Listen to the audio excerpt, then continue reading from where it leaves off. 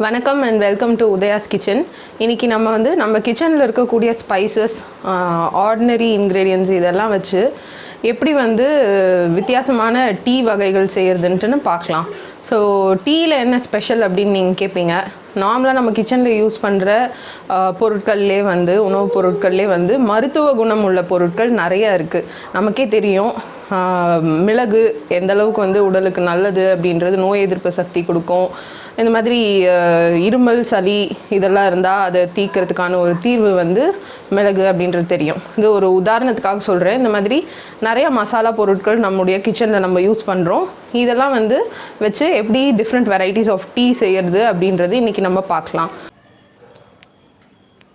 இப்போ நம்ம என்னென்ன பொருட்கள் இதுக்காக எடுத்திருக்கோம்னு பார்க்கலாம்.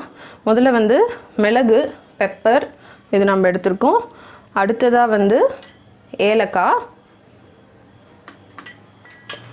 அதுக்கப்புறம் பட்டை, அதுக்கப்புறம் தேன், சுத்தமான மலை தேன் எடுத்திருக்கோம். இது ஸ்வீட்னிங் ஏஜெண்ட்டாக நம்ம யூஸ் பண்ண போகிறோம் சர்க்கரைக்கு பதிலாக. அடுத்ததாக இஞ்சி 2 துண்டு எடுத்திருக்கேன். அப்புறம் எலுமிச்சை சாறு, ஒரு எலுமிச்சையோட சாறு பிழிஞ்சு எடுத்திருக்கேன். அடுத்ததாக நார்மல் சர்க்கரை, ரிஃபைன்ட் சுகர் அது எடுத்திருக்கேன். இதில் தான் நம்மளுடைய மசாலா பொருட்களை போட்டு நம்ம தட்டி லைட்டாக இடித்து டீயில் சேர்க்க போகிறோம். அதுக்கப்புறம் டீக்கு ரொம்ப முக்கியமான விஷயம் டீ தூள். ஸோ டீ தூள் எடுத்திருக்கேன். அப்புறம் பால், அப்புறம் தண்ணி, இதெல்லாம் அளவு எடுக்கிறதுக்காக ஒரு மெஷரிங் கப். இப்போது மசாலா டீக்கு தேவையானதெல்லாம் நம்ம போட்டு இதில் இடிக்க போகிறோம். முதல்ல மிளகு, நான் ஒரு 8 மிளகு போல் எடுத்திருக்கேன். ஸோ இதை நம்ம முதல்ல இதில் போட்டுடலாம். அடுத்ததாக 2 ஏலக்காய், அடுத்ததாக 2 ஏலக்காய் அதையும் இதில் சேர்த்துடலாம்.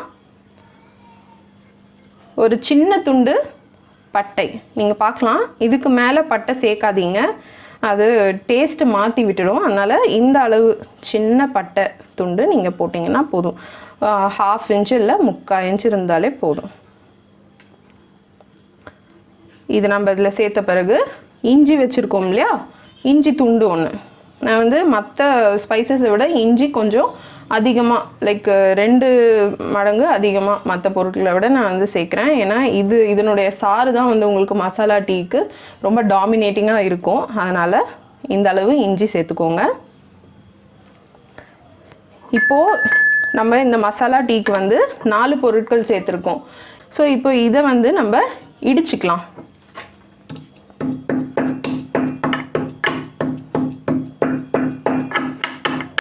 இப்போ ஒரு கப் தண்ணி ஊற்றிக்கலாம் நம்ம. அடுத்ததாக நம்ம இடித்து வச்சுருக்க இந்த மசாலா,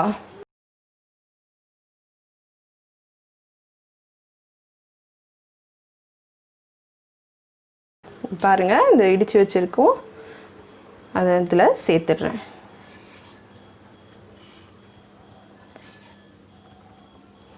இது சேர்த்த பிறகு இந்த தண்ணிக்கு, இந்த ஒரு கப் தண்ணிக்கு தேவையான அளவுக்கு டீ லீஃப் நம்ம டீ இலை ஆட் பண்ண போகிறேன். இது 1/2 டீஸ்பூன், 1/2 டீஸ்பூன் அளவுக்கு தான் நான் சேர்க்குறேன்.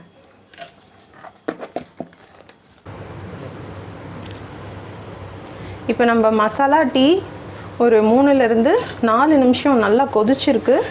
நீங்கள் இப்போ பார்க்கலாம், நல்லா நிறம் மாறி இருக்குது நம்ம வச்ச டிகாஷன். இப்போ இதை நம்ம ஒரு கப்புக்கு ட்ரான்ஸ்ஃபர் பண்ணிக்கலாம், ஃபில்டர் பண்ணி.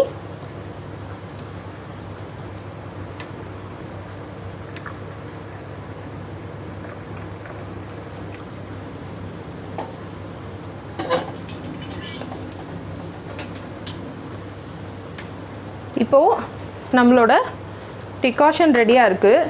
இதில் இனிப்புக்காக தேன் சேர்க்க போகிறேன். உங்களோட இனிப்புக்கு ஏற்ற மாதிரி தேன் சேர்த்துக்கோங்க. நீங்கள்,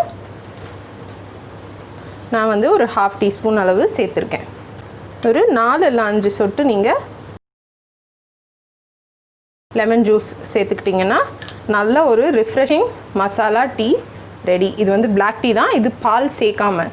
ஸோ இதுக்காக நம்ம செஞ்ச டிகாஷன்லேயே வந்து நம்ம பால் சேர்த்தும் நம்ம பார்க்க போகிறோம். அரை கப் அளவுக்கு பால் இதில் சேர்க்க போகிறோம்.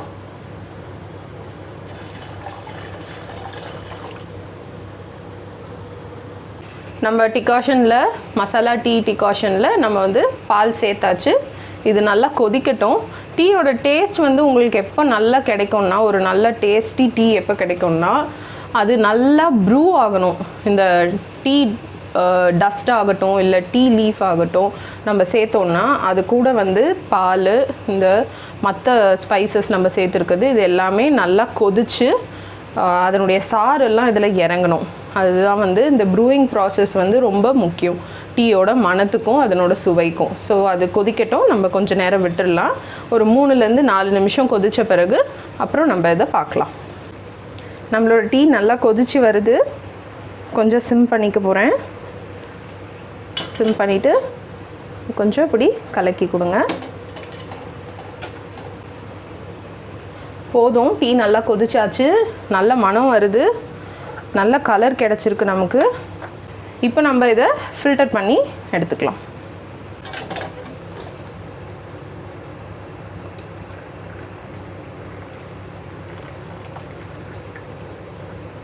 டீ ஃபில்டர் பண்ணியாச்சு.